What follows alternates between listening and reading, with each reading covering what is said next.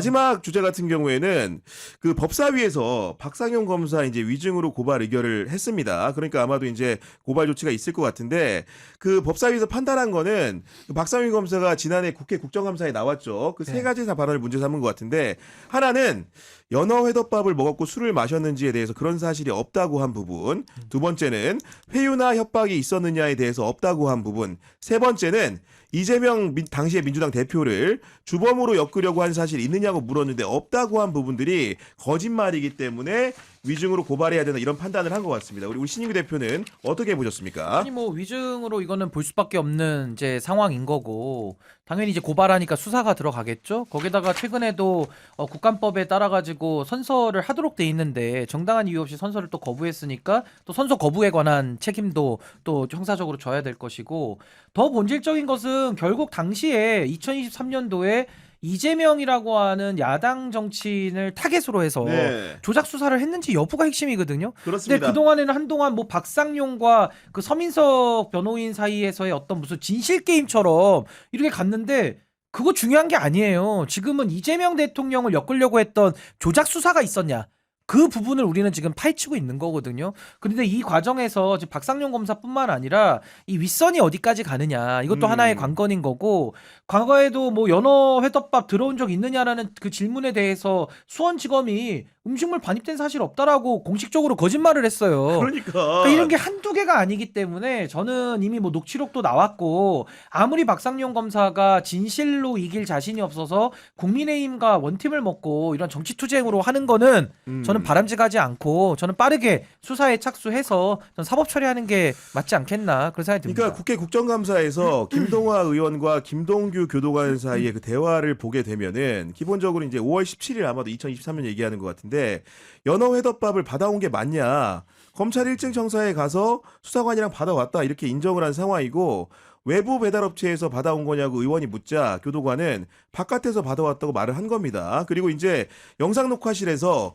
김성태와 이화영 등등이 먹은 거죠라고 묻자 김동규 교도관 맞다고 했는데 전 사실은 이게 수사 절차를 저도 이제 옆에서 많이 지켜봤는데 아니 어떻게 공범 관계가 되는 분들을 같이 몰아넣고 밥 먹으라고 한다라는 거는 뭐 수사관이 입회했건 교도관이 지켜보고 있고 간에 부적절하죠. 매우 부적절한 네. 거가 맞지 않습니까, 네. 하부 소장님? 그리고 사실상 박상용 검사가 정치행위 하잖아요. 검사의 언어가 아니잖아요. 네. 녹음 파일도 그렇고 최근에 제가 그 장르만 여의도인가요? 거기 나와서 이제 떠드는 걸 들었는데 약간 벙 쪘어요. 뭐냐면 그러니까 대북 송금이랑 이화영 지사가 대북 송금하는 거랑 그걸로 이재명 그 당시 지사가 방북하는 거랑 어떤 논리적 인과관계가 있냐? 인과관계 있냐? 그 날카로운 질문이잖아요. 그러네. 돈 주면 뭐 그럴 수 그렇지. 있는 건가? 이렇게 네. 생각해서 근데 박상현 검사가 그때 뭐라고 하냐면은 갑자기 소설을 쓰기 시작하는데 갑자기 저가 돼요. 정치평론가가 돼요. 아웅기로 눈앞에 뭐라 봤더니 그러냐면 아니죠. 뭐 그 이화영 지사가 돈을 쏴주면 어디서 김정은이 고마워가지고 이재명 지사님 뭐 방북을 환영합니다 이렇게 메시지를 낼 테고 그 메시지를 들은 문재인 청와대에서는 그걸 무시할 수 없기 때문에 그 방문단에 같이 갈 수밖에 없는 그런 스토리 아닙니까 이러는 거야.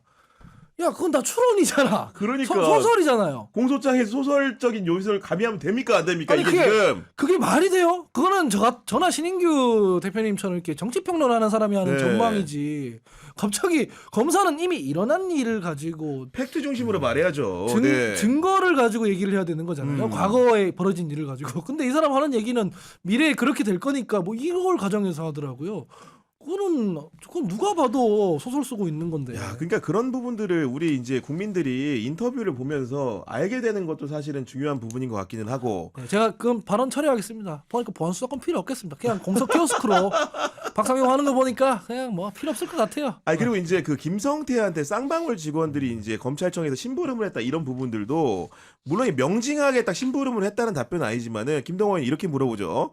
쌍방울 직원들이 1313호실에서 대기하고 이런 장면도 본 적 있습니까? 하자 김현찬 교도관이 네 있습니다라고 말을 합니다. 그러면서 제가 알고 있기는 참고인이라고 해서 그냥 같이 있었던 게 기억이 난다고 말을 한 거고요. 그러면서 김동화 의원이 심부름을 시키거나 한 것을 목격한 적이 있습니까? 라고 묻자 김현찬 교도관이 수시로 저기 왔다 갔다 하는 것을 계속 봤습니다 하는데 이거는 검증 가능한 범주에 와 있습니다. 만약에 정말로 쌍방울 직원들이 당일에 참고인 신분으로 왔다고 한다면은 조서가 남아 있어야 되겠죠? 그렇죠. 네. 그 조서뿐만 아니라 이 수사에 관한 보고서 형태로도 다 기록은 되어 있어야 정상적인 것일 거고 결국에는 지금 이 수사 자체가 그냥 박상용 검사가 이 사안의 이제 실무 검사로서 잘못 이루어지는 게 한두 개가 아니잖아요. 즉 교도관들이 증언하는 부분을 포함도 해서 그 서민석 변호사랑 전화 통화도 자세히 들어보시면은 뭐 둘이서 이렇게 얘기하다가 이런 얘기는 전화로 하는 게 좀 부적절하니까 만나서 얘기하잖아요.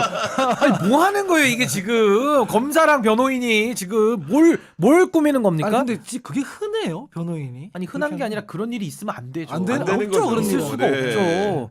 근데 그걸 가지고 이런 사건이니까 그러는 거예요. 아니 그러니까 적대적 네. 관계에 있는 두 당사자가 어. 전화로 하기 곤란하니까 만나서 얘기하는 게 뭘까요? 그러니까 이거는 정말 좀 어처구니가 없고 그래서 저도 사실은 뭐 서민석 변호사도 당시에 뭐 그 여러 가지 그 회유와 관련돼서 어디까지 가담했느냐. 그러니까 정말 이화영 지사만을 변호하는 데 충실해서 변호사의 임무에만 충실했느냐 아니면 그 선을 넘어서서 검사의 뭐 회유나 어떤 전략에 대해 가지고 적극적으로 응했느냐. 동조했는지. 예, 요 부분은 네. 또 별개의 문제이기 그렇죠. 때문에 네. 전 여기에 대해서도 다 열어놓고 이번에 국정조사에서 진실을 밝혀야 되는 거고 그런 걸 놓고 보면요, 지금 뭐 교도관들의 증언이나 뭐 쌍방울 직원들 와 있고 뭐 이런 것들 있잖아요.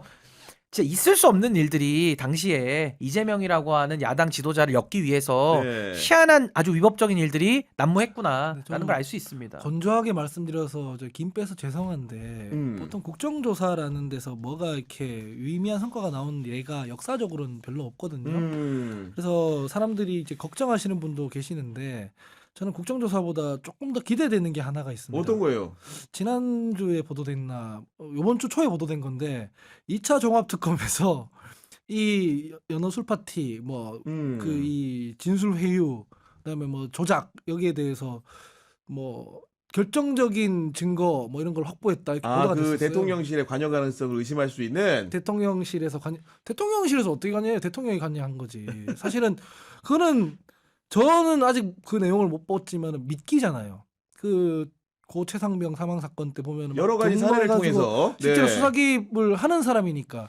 그래서 저는 이 박상용 검사에 대한 건보다 국정조사 건보다 특검에서 나오는 것들이 훨씬 폭발력이 있을 것. 이거는 네. 연호술 파티 이런 거랑 차원이 다른 문제예요. 차원이 다른 그렇죠. 문제. 그러니까 문제인 네. 거고 그리고 하나만 더 짧게 이제 붙여서 설명을 드리면은 어제 아마 MBC 보도였던 것 같은데 전 남욱이라는 사람 네. 솔직히 신뢰하지 않습니다. 저도 안 합니다. 신뢰 안 하는데 근데 이분이 겪었던 일에 대해서는 잘못된 게 있다면 그것 자체로 따져야 된다고 보는 사람인데 이분 보니까 원래 구속 수감 중이었던 것 같고 검찰청사에 조사받아 출석했는데 검사가 별도의 체포영장을 받아가지고 사실상 2박 3일간 검찰청사 지하 구치감에서 네. 맨바닥에서 자면서 조사받고 가족 사진 같은 거 제시받고 이렇게 했다는데 이런 상황에 대해서 인권 변호사 신인규 대표 어떻게 생각하십니까? 그러니까 이건 정말 있을 수 없는 일이고 이건 뭐 사실상 신체에 위해를 가하는 고문으로 볼 수도 있는 거고 내지는 정신적 학대 아닙니까? 그렇죠. 그 가족 사진 네. 보여주고 뭐 외과 수술이 아니라 뭐 장기를 꺼내서 뭐 하겠다라는 이런 식의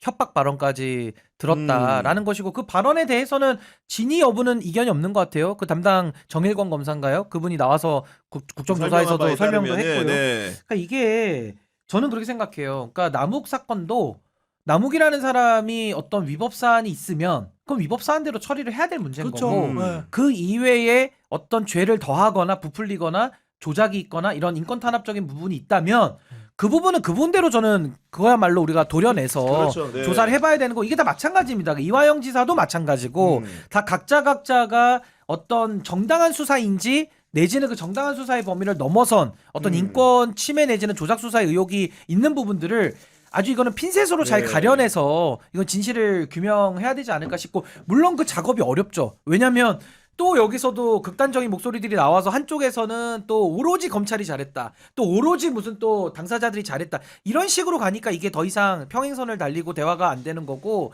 아주 면밀하게 각각의 행위들을 저는 놓고 네. 엄밀하게 평가해 봐야 된다. 진짜 중요한 포인트를 그런 말씀해 겁니다. 주셨는데 이거 항상 얘기하면은 뭐 공소 취소의 뭐 전제 조건 그런 식으로 몰아가죠. 네. 전주곡 아니냐부터 해가지고 너 뭐 남욱 편드냐 뭐 서민석 편드냐 온갖 얘기들이 다 있는데 명확하게 말씀드리는 거는 이제 국가라는 거에는 기본적으로 폭력이 내장돼 있잖아요.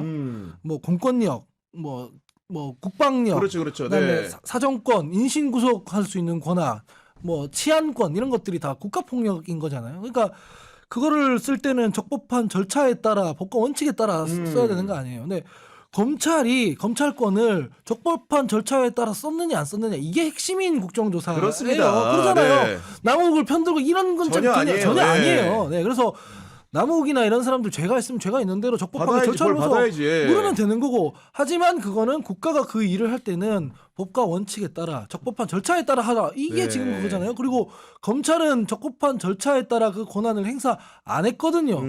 송영길 대표님 건이 대표적인 거거든요. 왜 그 무죄 났습니까? 부정 증거 수집 뭐 이런 거 아닙니까? 위법 수집 증거. 위법 수집 네, 증거지 그렇죠. 않습니까? 네. 그럼 안 되지 검찰이 그런 맞습니다. 것들은 그런 일이 없게 만들어야 된다라는 취지라는 네. 점을 다시 한번 말씀드립니다. 네,